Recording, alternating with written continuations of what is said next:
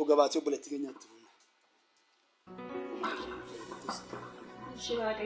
Tuni sanan beekin garuni na beeke na brawachuuf yaadem sana fakkeeke haalaan jijjiirame isa yaadaniisu irra deemaa dhufee sana rakkisu haalaan jijjiirame saya denisu irra deemaa dhufee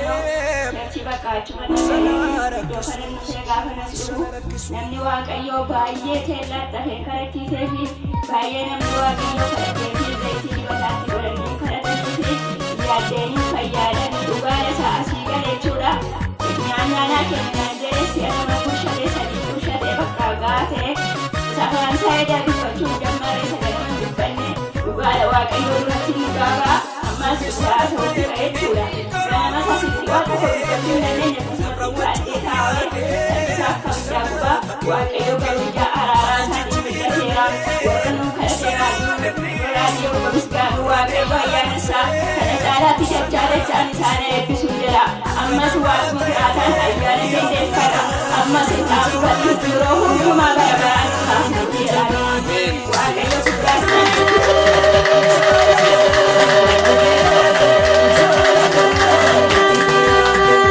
waaqayyo guddaa naa galateeffadha ammas irra deddeebi'aa